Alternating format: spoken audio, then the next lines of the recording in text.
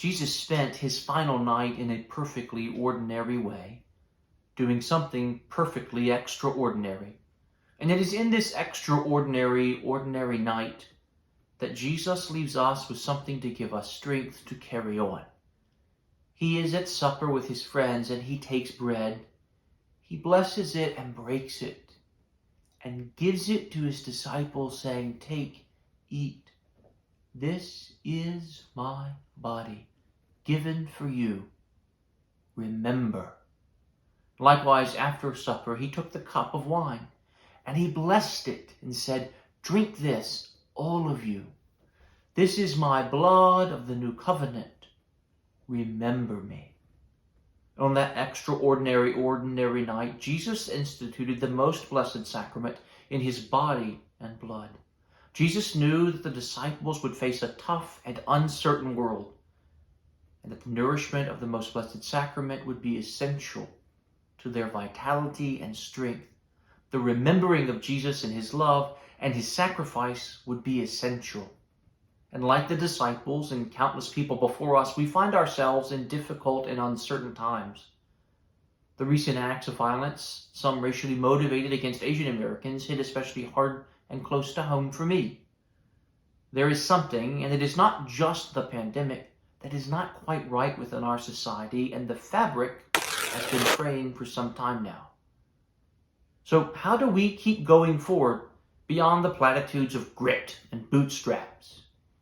Well, Blessed Fulton Sheen was asked a similar question about where he found his stamina to keep going and who inspired him. Was it perhaps a pope or a famous cardinal he knew? Perhaps he looked to the life of a saint for inspiration to keep going. "No," Sheen said, "it is not a pope or a cardinal or a saint who inspires me, but an 11-year-old little girl from China." When the communists took over China, they started oppressing the Christian church, and a priest was locked into his rectory and could see the soldiers break open the tabernacle, scattering the most blessed sacrament of Jesus' body and blood, soul and divinity, onto the floor.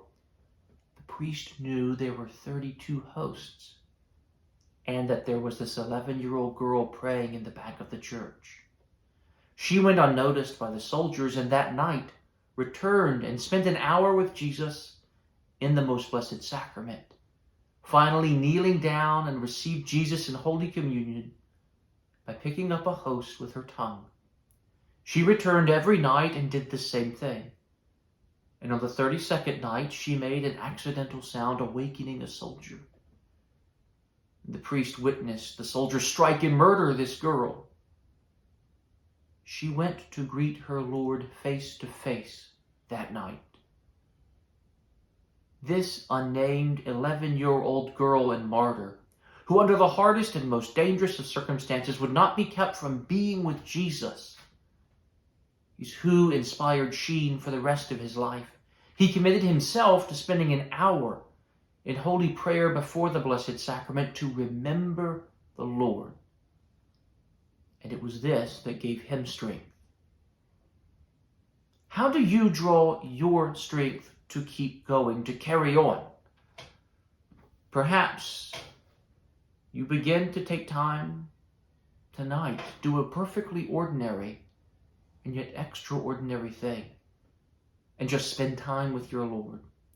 Join us in just a few minutes for prayer before the most blessed sacrament. Come, wait, watch, and pray. May we, like this 11-year-old martyr, remember Jesus and draw strength to face what comes tomorrow.